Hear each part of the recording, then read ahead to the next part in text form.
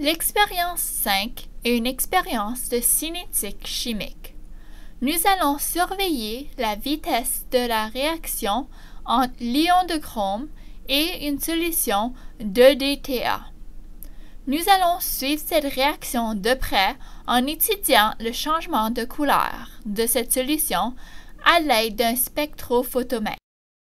Vous prendrez des mesures de l'absorbance de la solution tout au long de l'expérience.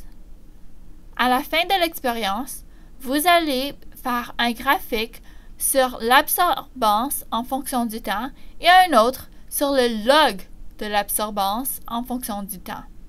À partir de ces graphiques, vous allez calculer la vitesse de la réaction et ensuite faire un graphique du log de la vitesse en fonction du log de l'absorbance. Pour cette expérience, vous aurez besoin d'un spectrophotomètre, un cylindre gradué de 50 ml, quelques béchers de 150 ml, quelques verres de montre, des cuvettes, des pipettes en plastique, des Kim White dans une boîte,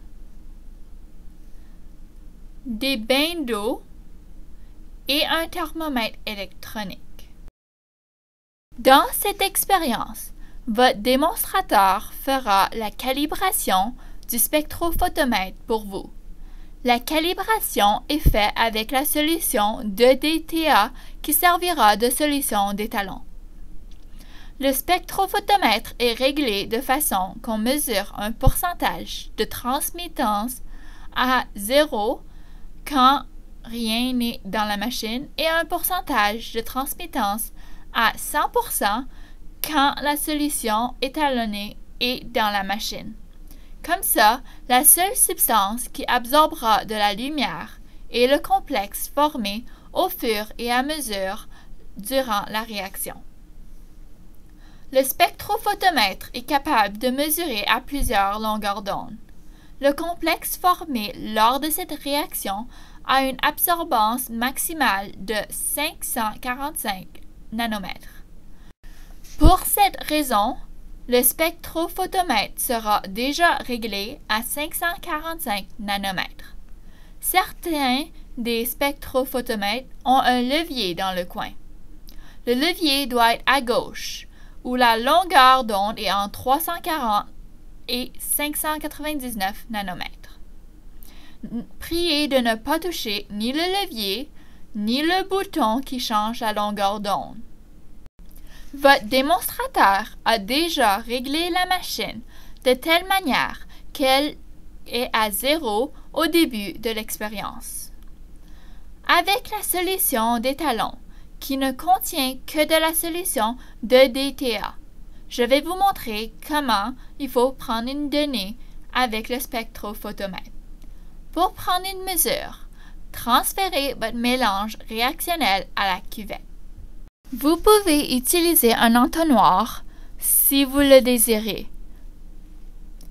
Une fois que vous avez transféré la solution dans votre cuvette, fermez la cuvette avec son couvercle. Obtenez un Kim White de votre démonstrateur et en tenant le couvercle de la cuvette, essuyez les parois de la cuvette pour vous assurer qu'il n'y a pas de liquide ni d'empreinte digitale ou de graisse à l'extérieur de la cuvette. Ouvrez le porte-cuvette du spectrophotomètre et insérez la cuvette de telle façon que le trait marqué sur la cuvette soit aligné avec celle du porte-cuvette. Insérez la cuvette complètement dans votre spectrophotomètre et fermez le porte-cuvette. Avec la solution étalon, le pourcentage de transmittance doit avoir une valeur de 100%.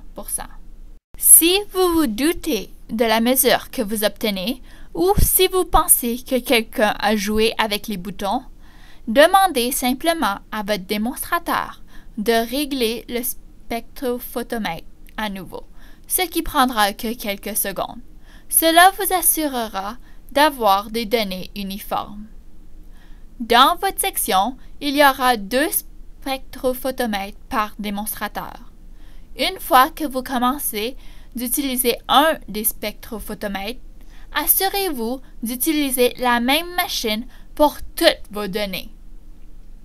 Les réactions dans lesquelles on prend des mesures sur la cinétique chimique sont très sensibles à la température. Pour cette raison, il est suggéré fortement d'utiliser un bain d'eau. Idéalement, votre bain d'eau doit avoir une température entre 22 et 25 degrés Celsius. La température actuelle n'est pas importante, mais ce qui importe est de connaître la température exacte pour être capable de la garder constante. Vous pouvez utiliser un thermomètre électronique pour mesurer la température. Assurez-vous de peser le bouton 0,1 sur le thermomètre électronique afin d'avoir la mesure la plus précise possible. Vous allez trouver votre solution d'EDTA dans des grands contenants sur les comptoirs. Amenez un petit bécher pour y prendre un échantillon. Utilisez un cylindre gradué de 50 ml pour mesurer 50 ml de la solution d'EDTA. Notez quelle solution d'EDTA vous avez pris, puisqu'il y a 3 solutions d'EDTA à 3 pH différentes. Transférez la solution d'EDTA dans un bécher propre de 150 ml. Mettez votre bécher avec la solution dans votre bain d'eau et laissez la solution s'équilibrer avec la température de l'eau dans le bain pour quelques minutes. Si votre bécher commence à flotter, mettez un verre de menthe sur le bécher pour empêcher cela. Vous pourrez ajuster le niveau d'eau dans le bain d'eau. Il faut simplement s'assurer que le niveau d'eau dans le bain est supérieur à celui de la solution dans le bécher. Quand vous êtes prêt à commencer la réaction, un d'entre vous allez prendre note du temps.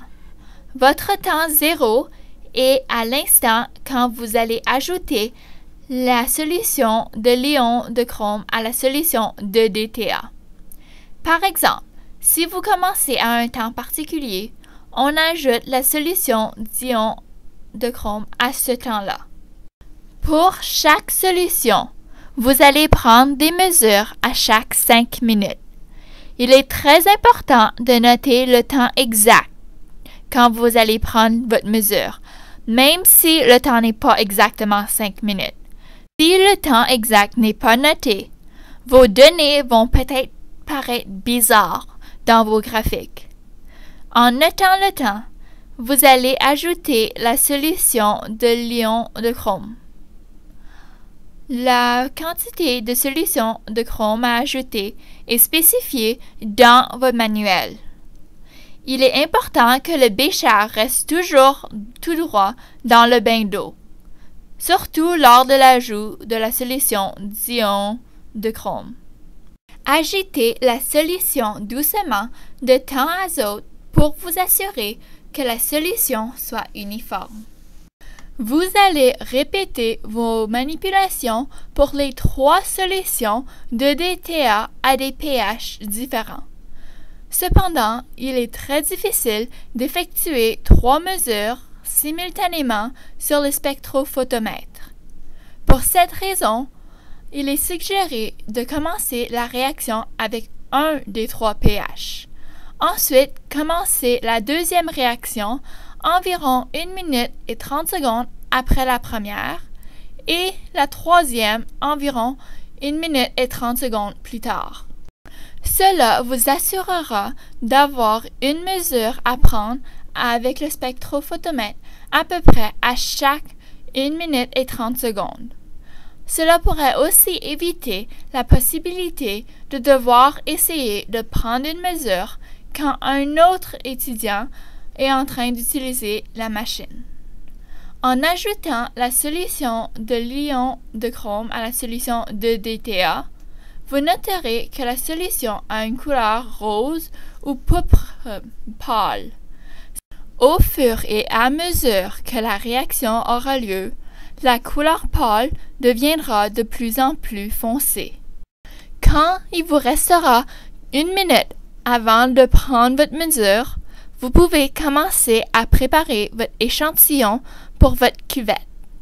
Soigneusement enlevez le verre de monte de votre bécher, agitez la solution et ensuite transférez la solution dans une cuvette. Retournez le bécher dans le bain d'eau et recouvrez-le avec le verre de monte. Mettez le couvercle sur votre cuvette et gardez la cuvette soit dans un autre bécher ou directement dans le bain d'eau. Ceci gardera la température de la solution dans la cuvette constante. Environ 30 secondes avant de prendre votre mesure, enlevez la cuvette du bain d'eau et utilisez un Kim White afin d'essuyer la surface extérieure de la cuvette. Environ 10 secondes avant de prendre votre mesure, vous pouvez ouvrir le porte-cuvette, insérer la cuvette à l'intérieur et fermer le porte-cuvette. Au temps exact, à 5 minutes, prenez la mesure du pourcentage de transmittance avec l'échelle supérieure du spectrophotomètre. Notez que les valeurs de pourcentage de transmittance ont une exactitude d'un chiffre après la virgule. Sur le spectrophotomètre, il y a 2 échelles, l'échelle inférieure et l'échelle d'absorbance. Vous pouvez peut-être vous demander pourquoi on ne prend pas ces valeurs-là. L'absorbance suit une échelle logarithmique, tandis que le pourcentage de transmittance suit une échelle linéaire. L'échelle linéaire vous permettra de faire l'extrapolation à un chiffre après la virgule, ce qui est impossible avec l'échelle logarithmique. Ainsi, il est vraiment important d'utiliser l'échelle de pourcentage de transmittance dans vos calculs. Une fois que vous avez pris la mesure, vous pouvez ouvrir le porte-cuvette, enlever la cuvette, fermer le porte-cuvette et remettre la cuvette dans le bain d'eau pour vous assurer que la réaction continue à la bonne température. Vous allez observer que la couleur de la solution deviendra de plus en plus foncée à fur et à mesure que la réaction continue. Cela indique que la réaction progresse comme il le faut et que le complexe entre l'ion de chrome et la solution de DTA se forme à fur et à mesure durant la réaction. Après que vous avez pris des mesures pour une durée dans 90 et 100 minutes, en prenant des mesures à chaque 5 minutes sur le spectrophotomètre, vous allez forcer la réaction vers sa complétion. La réaction prendra entre 4 à 6 heures pour arriver à sa complétion, mais vous n'allez pas avoir le temps de finir la réaction naturellement. Vous allez forcer la réaction vers sa complétion en chauffant le mélange réactionnel dans un bain d'eau bouillant pour environ 10 minutes. Votre démonstrateur aura déjà préparé un bain d'eau bouillant pour vous dans une des autres de votre section.